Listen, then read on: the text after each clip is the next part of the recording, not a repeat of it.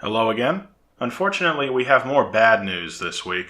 Today we're going to be discussing how Wavedash Studios is going to be laying off most of their staff. If you haven't heard of Wavedash, they're the studio that makes Icon's Combat Arena. Before they formed into an actual game development studio, some of the people involved at Wavedash worked on something called Project M, which you may have heard of. It was a mod for Brawl. They were basically hacking the Wii back in 2011, I think.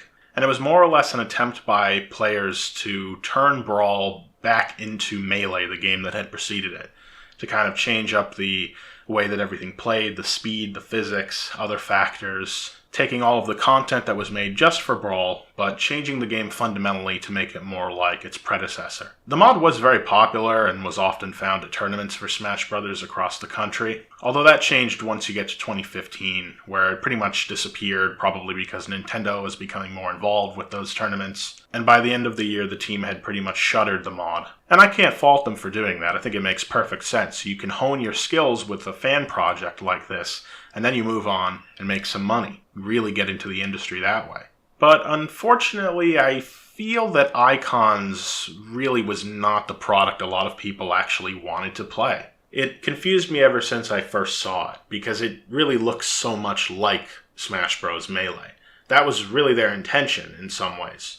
The platform fighter genre, if you want to call it that, is basically just games that are trying to be Smash clones. And I'm not saying it's an invalid genre for that reason, but Smash Brothers is the game that made this genre what it is. And so every game that's coming after it is going to be derivative in some way. And some of these games can come in and do their own thing. I think Rivals of Aether is a very good example of that. But once you get past the art style, which is clearly aped off of Blizzard and MOBAs and stuff like that, it's not hard to see that the game is trying really hard to look like Melee. I should also mention that Icons was built as a free-to-play game, so you start with 3 characters, but you'll have to pay to get the rest.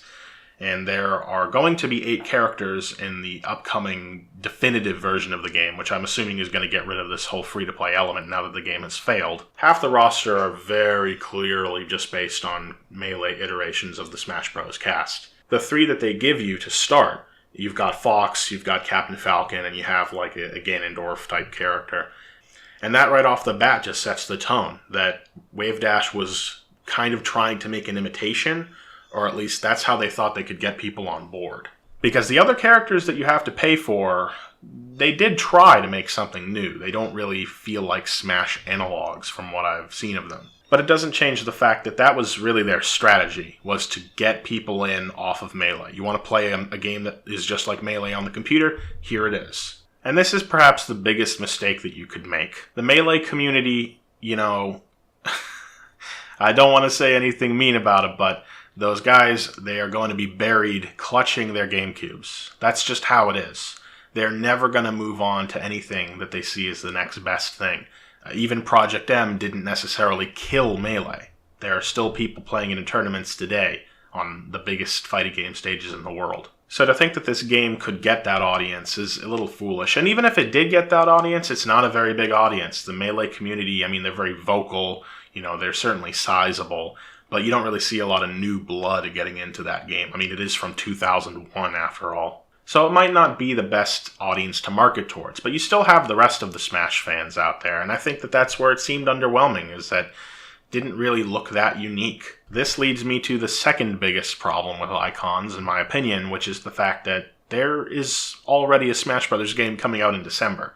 If you like this kind of game, it's still around. There's nothing stopping you from going out and buying the next iteration. Because unlike a lot of other genres that the indie market likes to pay tribute to or straight up rip off, depending on how you look at it, this is a genre where there's a very active development going on in AAA right now. Smash Bros. Ultimate, and I would say this applies to most Smash Bros. Games, they're very complete packages. You always get your bang for your buck. They put so much content into that. And I don't think that the alternative is to make a game that has a free-to-play starting point and also shamefully just completely steals Overwatch's loot box system and does all that stuff with the emotes and the skins. I don't think that's what fighting game players really want. I know this isn't a perfect example, but Street Fighter V has really struggled for years to have a game as a service model.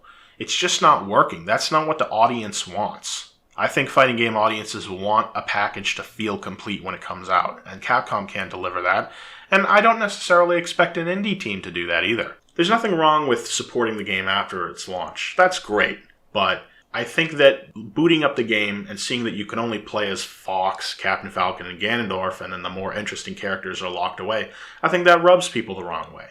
These aren't necessarily practices that are held in high regard, and I think that stopped the audience more than anything. I think there's a lot of people who aren't necessarily huge fans of Melee, and they would have given this game a better shot if they had access to more of it. I suppose we'll see what happens in the future. I don't expect this game to have much more development. It's possible that Wave Dash could rebound from this, make a game with a different model, and see where it goes. But that's going to be pretty hard to do considering that they've just laid off most of their staff.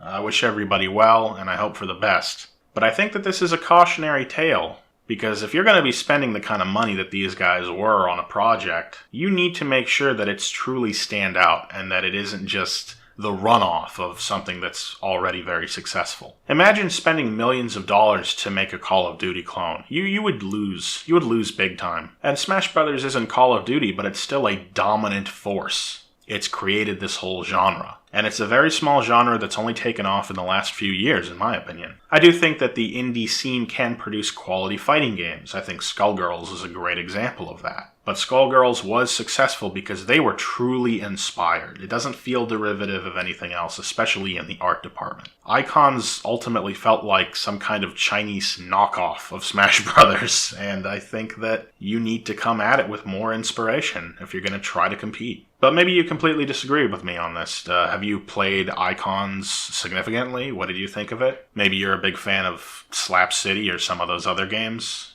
Or maybe you're like me and you're just waiting for Smash Brothers to come out. You can let me know in the comments if you want. Thank you for watching.